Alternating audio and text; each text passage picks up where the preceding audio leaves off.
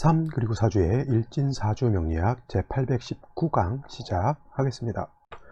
오늘은 양력으로 2021년 2월 2일이고요. 음력으로는 2020년 12월 21일입니다. 오늘 명식은 경자년 기축월 신사일이 되겠고요. 오늘의 일지는 신사가 되겠습니다. 자, 오늘 살펴볼 사주 명식은 어저께 양금인 경금에 대해서 공부를 했고요. 오늘은 신금, 음금인 신금이 축월에 태어난 사주 명식에 대해서 알아보도록 하겠습니다. 자, 근데 한 가지 어떤 분들 이런 것들 이렇게 질문하시는 분들이 있어요. 제가 사주를 볼 때는 일간과 월령과의 관계를 잘 살펴봐야 된다라고 했는데, 그러면 월간과 월간과 월지의 관계, 그 다음에 연간과 월지의 관계도 다 연관관계가 있느냐, 이렇게 물어보시는 분들이 있는데, 당연히 연관관계가 있습니다. 이 일간이라고 하는 것은 월령만 연관을 갖는 것이 아니라 당연히 연지, 월지, 그 다음에 일지, 그 다음에 시지에 이렇게 연관관계를 맺게 되는데, 연간이 됐든 월간이 됐든 일간이 됐든 시간이 됐든 이 네 가지 천간 이 가장 중요시하는 것이 바로 이 월지라고 하는 겁니다. 당연히 월지가 축토이고 토가 왕한 계절이기 때문에 경금도 여기에 뿌리를 둘 수 있는 것이고요. 그 다음에 당연히 월간에 있는 기토도 여기에 뿌리를 둘 수가 있는 것이죠. 일간도 여기에 연관관계를 맺고 있죠. 그러면서 신금이 축에 뿌리를 뒀는데 자수를 봤을 때, 또 내지는 그 시가 임진시였을 때는 또 나름대로의 다 연관관계가 있습니다. 그렇기 때문에 생년월일시를 가지고 조상이라든가 부모라든가 내지는 내 배우자, 내 자식에 대한 관계, 그 다음에 육친이라고 하는 것들의 관계들을 다 살펴볼 수가 있는 것이죠. 그렇다 하더라도 연지, 월지, 일지, 그 다음에 시지가 있는데, 일간한테 다른 것들도 마찬가지겠지만 특히 일간한테 가장 영향력이 있는 것이 바로 이 월지인 것이고요. 그 다음으로 영향력 있는 것이 바로 일지가 되겠고, 그 다음에 시지가 되는 것이고, 연지는 좀 작용력이 좀 많이 월지, 일지, 시지에 비해서는 좀 미흡하다라고 이렇게 생각하시면 될 겁니다. 어느 천간이든 간에 월지가 가장 중요한 것이고요. 그 다음에 자기가 앉은 자리가 또 중요해요. 예를 들어서 신금일간은 월지와 자기가 앉아있는 여기가 중요하듯이, 경금 같은 경우는 월지와 자기가 앉아있는 일지가 어떤 글자를 갖고 있느냐, 이런 것들도 중요하단 말이죠. 왜냐하면 가장 가까운 것에 영향을 받기 때문이죠. 그러면 선생님, 시간에 있는 것은 월지가 멀기 때문에 그렇게 중요하지 않지 않습니까? 이렇게 물어볼 수도 있지만, 월령이라고 하는 것은 그만큼 힘이 강력하다라고 볼 수가 있는 거예요. 그래서 축월에 예를 들어서 무토가 시간에 있다고 하면, 이 무토는 월령을 뜻한 것이기 때문에 굉장히 왕한 세력을 구가하게 되죠. 예를 들어서 이렇게 무술됐다라고 하죠. 무술시 이렇게 됐다라고 하면, 무토가 월령에도 월령을 얻어서 월령에 통근했죠. 일지에도 술토를 가지고 있기 때문에 이거는 굉장히 왕한 토에 해당이 되죠. 그 다음에 일지사화도 있기 때문에 이 무토라고 하는 것은 월지, 일지, 시지에 다 통근을 할 수 있습니다. 또 사화라고 하는 것은 화이기 때문에 또 화가 왕해지면 당연히 토도 왕해지는 것이죠. 이거 좀 더 생시하면서 설명드리겠지만, 이거는 100% 이거 인성이 너무 왕해서 일간이 매금되는 그런 사주가 되는 것이죠. 근데 똑같이 무토라 하더라도 무자 이렇게 있게 되면 당연히 월령에 뿌리를 뒀기 때문에 이것도 왕하죠. 그 다음에 일지 있는 사화의 생주를 받기 때문에 왕합니다. 근데 무술시와 무자시가 둘 중에 어떤 게 더 왕하냐? 당연히 무술시가 무토가 더 왕한 것이고, 자수를 깔고 있기 때문에 이거는 뭐예요? 조금은 화를 갖다가 약간 제어하거나 좀 춥게 하기 때문에 무술시에 비해서 무자시는 무토가 더 조금은 약화된다, 이렇게 볼 수가 있는 겁니다. 그래서 연간이 됐든 월간이 됐든 일간이 됐든 시간이 됐든 월지는 다 중요한 겁니다. 그리고 자기가 앉아 있는 자리, 시간에 있는 무토는 시지가 어떤 글자에 있느냐, 그 다음에 당연히 기토는 앉아 있는 자리가 월령이니까 뭐 큰 문제는 없겠지만, 경금 같은 경우는 다른 데보다도 일지가 어떤 글자가 있느냐, 이래서 경자가 아니라 이게 경신이었다라고 하면 이 경금 굉장히 왕한 그런 금이 되겠죠. 이렇게 되면 경신 이런 식으로 돼 있다라고 하면, 경금이 월령에 뿌리를 두죠. 그 다음에 조금 멀더라도 일지에도 사중 경금에 뿌리를 두고 여기는 녹을 깔고 있기 때문에 이 경금은 굉장히 왕한 경금이다라고 볼 수가 있는데, 만약에 아까처럼 이것이 자수가 있다라고 하면 마찬가지로 월지에 통근하고 사중 경금에 통근했다 하더라도 수가 있게 되면 경금의 기운을 수가 빼기 때문에 경신년에 비해서 경자연이 되면 경금이 좀 약하게 되겠죠. 이런 것들을 잘 살펴보는 것이 왕세를 보는 것에 아주 중요한 역할을 하기 때문에 이런 것들 잘 살펴보시기 바랍니다. 자, 다시 본론으로 들어와서 오늘 일간은 신금이라고 하는 일간이 되겠고요. 신금일간이라고 하는 것, 음양으로 구분하게 되면 음이 되는 것이고, 그 다음에 목화토금수라고 하는 오행으로 보게 되면 금이 됩니다. 그래서 신금이라고 하는 것은 음에 해당되는 금, 음금이겠고요. 어저께 공부한 경금이라고 하는 것은 양에 해당되는 금이다라고 말씀을 드렸습니다. 그래서 경금이라고 하는 것은 거칠고 투박하고 금방 땅속에서 캐낸 원철과 같은 완철금 내지는 무쇠와 같은 그런 강한 강철과 같은 그런 개념의 금이라고 하면, 음금인 신금 같은 경우는 보석이라든가 주옥 같은 이러한 장신구라든가 이런 것에 해당이 되죠.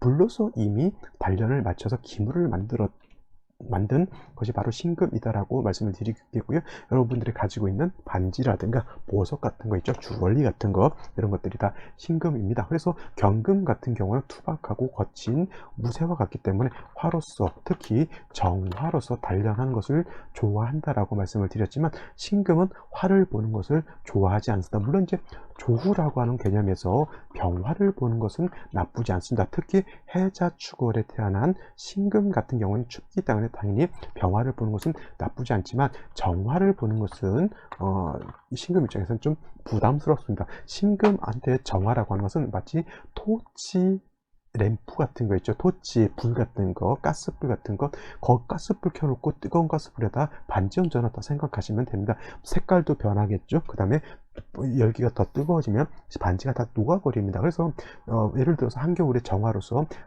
뭘한다? 조우라는 경우에도 좀 이런 경우에는 정화가 이렇게 멀리 떨어져 있는 것이 더 좋습니다. 만약에 이것이 이렇게 조우를 조우한다고 이렇게 정화가 이렇게 신금 옆에 붙어 있거나 시에 이렇게 붙어 있으면, 물론 조우하는 그런 따뜻하게 해주는 그러한 역할도 없지 않아 있겠지만은, 이런 경우에는 금이 피상을 받을 수가 있죠. 마치 뭐와 같냐면 촛불 속으로 뛰어드는 나방 같은 그런 개념입니다. 자, 이 불이 있는데 신금이 조우한다고 가까이 가면 가까이 갈수록 어떻겠습니까? 신금이 녹아버리죠. 자, 노래 있죠. 소금인형. 바다의 깊이를 채기 위해서 바다로 내려간 소금인형과 같은 겁니다. 내려가면 내려갈수록 소금인형은 녹아버리게 되죠. 그래서 이렇게 정화가 천간에 있는 것보다는 차라리 이런 것들은 지지에 이제 오화로 이렇게 존재하면은 크게 신금을 상해하지 않습니다. 이런 경우에는 지지에 있는 것이 천간에 있는 것을 상해하지 않기 때문에, 만약에 병화가 없어서 정화로서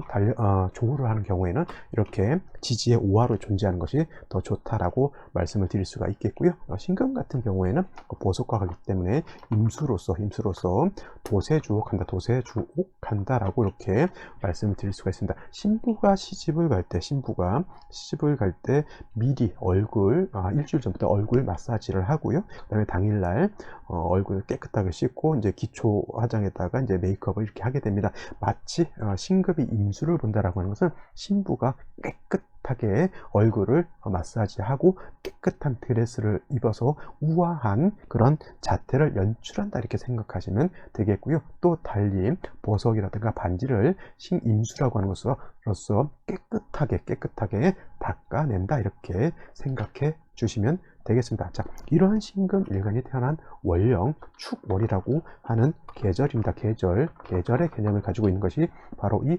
월지라고 하는 것이고요. 월지가 축월인데 계절은 어떤 계절? 그죠? 만동이라고 제가 말씀드렸죠. 만동이라고 하는 것은 뭐예요? 겨울이라고 하는 겁니다. 늦을 만자에다 겨울 동자, 겨울이기 때문에 엄동설한이라고 했죠. 설한, 엄청 춥습니다. 근데 그 신금일간은 아까 제가 뭐라 했죠? 신부라고 했잖아요. 신부와 같습니다. 그래서 이 신부는 종교의 신부를 말하는 거고요. 요 신부를 써야지만 우리가 말하는 새색시가 될 겁니다. 신부, 새로운 부인, 그죠? 이렇게 신부가 될 겁니다. 그래서 축월의 신금은 겨울이니까 선생님, 이 겨울에 추운데 임수로서 도세죽하는 것이 필요할까요? 임수가 있으면은 겨울이라 더 추워지지 않을까요? 이렇게 물어보시는 분들이 없지 않아 많이 있습니다. 그렇다 하더라도 여러분들, 신부가 결혼식을 하는데, 결혼식장을 가는데 겨울에 추우니까 나는 신부 화장 안 하고 들어갈 거야. 나 찬물로 세수하기 싫어해서 꾀죄죄하게 결혼식을 가게 되면 어떻게 됩니까? 안 좋겠죠. 자, 신금이라고 하는 것은 충하 추동을 막론하고 신금 일간은 항상 반짝반짝 빛이 나야 된다라고 하는 것이고요. 그래서 추나 추동, 봄, 여름, 가을, 겨울을 막론하고 비단 그것이 겨울이라 하더라도 임수로서 신금은 깨끗하게 해 주어야 되는 것이 필요하다라고 합니다. 단 중요한 건 뭐예요? 해자축월은 금도 얼고요. 그 다음에 임수도 얼게 되기 때문에 전제 조건은 뭐냐? 화가 반드시 있어 주어야지만, 땅도 녹고 금도 따뜻해지고 물도 녹아서 물도 따뜻해지죠. 이걸 갖다가 금난수온이라고 이렇게 표현을 할 수가 있습니다. 금도 따뜻하고 물도 따뜻해야지만 어떻게 돼요? 따뜻한 물이 신금을 깨끗하게 할 수 있다. 겨울에 세수하려면은 물을 갖다가 좀 따뜻하게 데펴서 세수를 하면 춥지 않게 잘 할 수 있죠. 군대에서 고생들 많이 하신 분들, 특히 산악지대 같은 데에 있는 부대 같은 경우, 특히 옛날에는 난방이 잘 안 되면은 씻을 수가 없는 경우가 왕왕 있었습니다. 그래서 그런 경우에도 어떻게 난방이라도 잘 되면 눈이라도 녹여가지고 씻는데 그렇지 못하면 못 씻죠. 마찬가지입니다.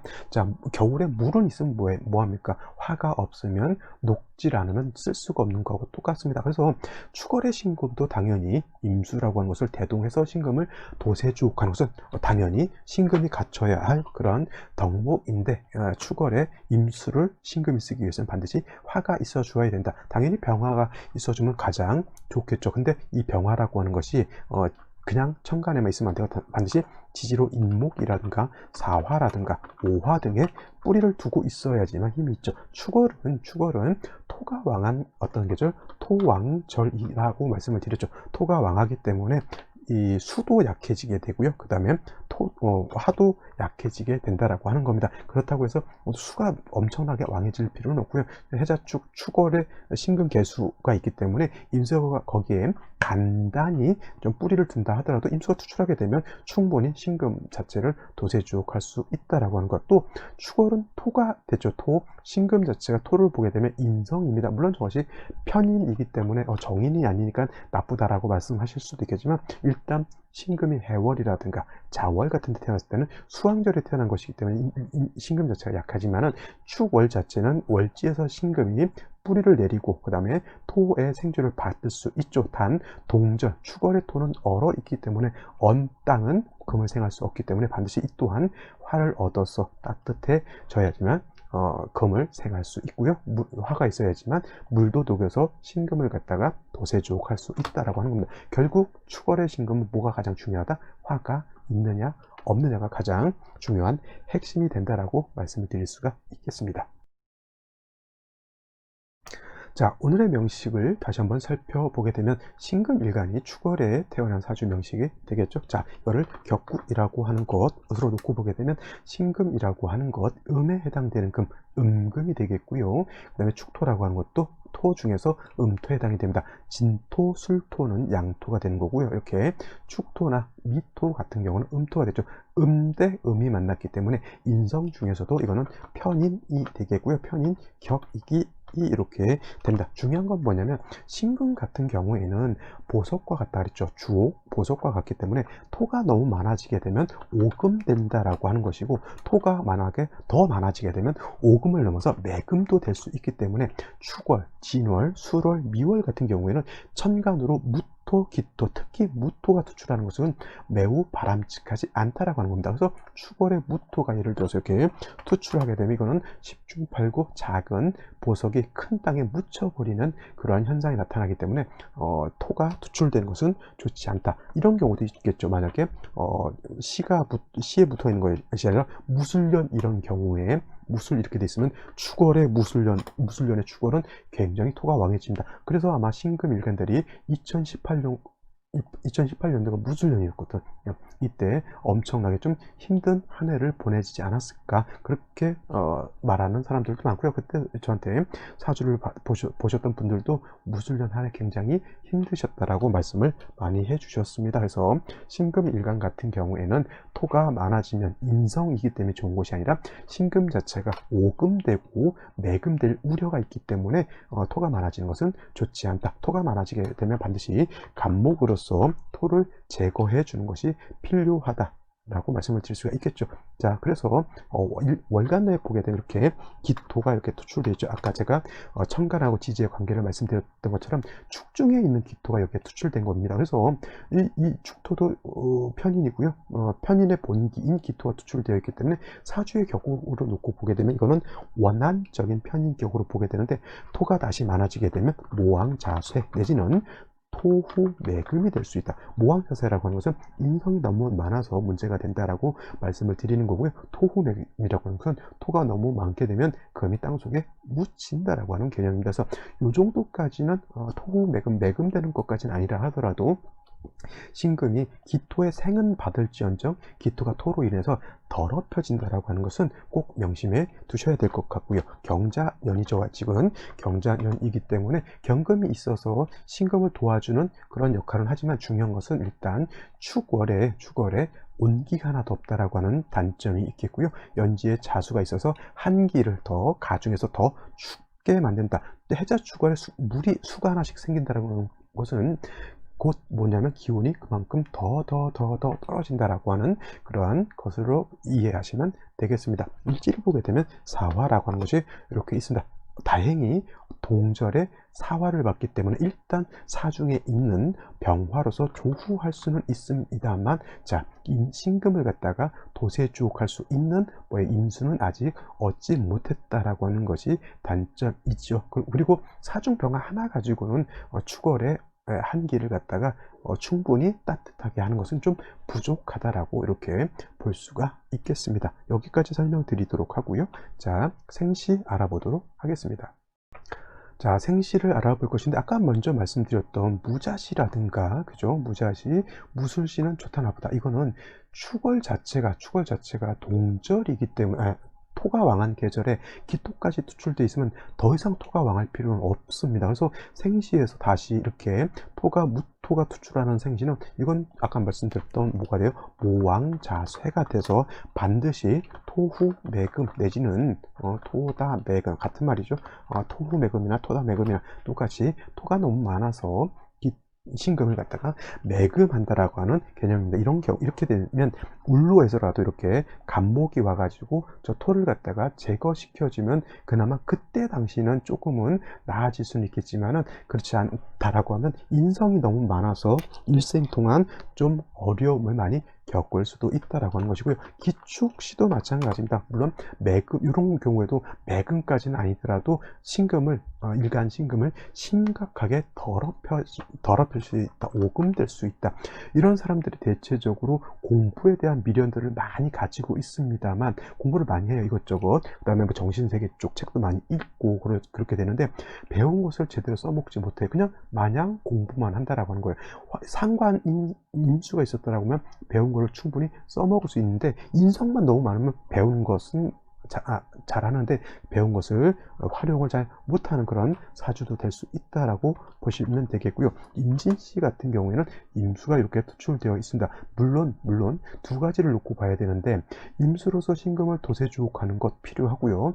사중병화로서 조후하는 것도 필요합니다. 물론 이제 사중병화로서 조후를 해야 되는데 임수가 투출하는 것은 조금은 안 좋을 수는 있습니다. 근데 두 마리 토끼를 한 번에 잡기는 좀 어렵겠죠. 그러면 이 정도에는 임진시를 잡는다라고 하면 대운은 화운을 가는 것이 좋겠죠. 왜냐하면 임수는 이렇게 진에 뿌리를 뒀죠. 축에도 뿌리를 둘 수가 있겠고 연지에 경자가 있기 때문에 임수는 더 이상 왕해질 필요가 없습니다. 오히려 한습하면 좀 더 가중되기 때문에 이런 경우에는 목화운으로 가서 화가 살아나게 되면 물도 따뜻해지고 금도 따뜻해지죠. 이 신금은 연간에 있는 기토는 금을 생해하는 역할도 하지만 술을 갖다가 좀 더럽히는 그런 역할도 하기 때문에 토가 이렇게 신금 입장에서 기토, 특히나 무토 같은 것이 투출하는 것은 결코 좋지 않다라고 말씀을 드릴 수가 있겠고요. 만약에 갑오시가 된다라고 하면 이 갑목을 가지고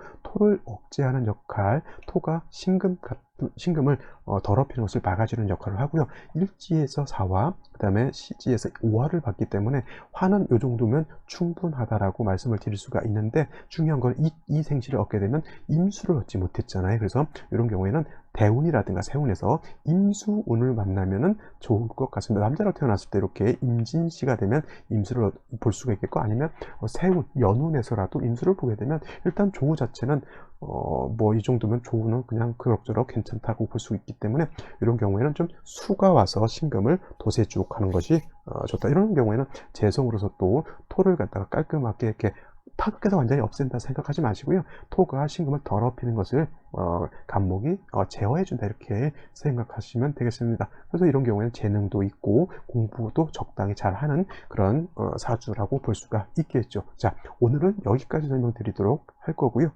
내일 또 찾아뵙도록 하겠습니다.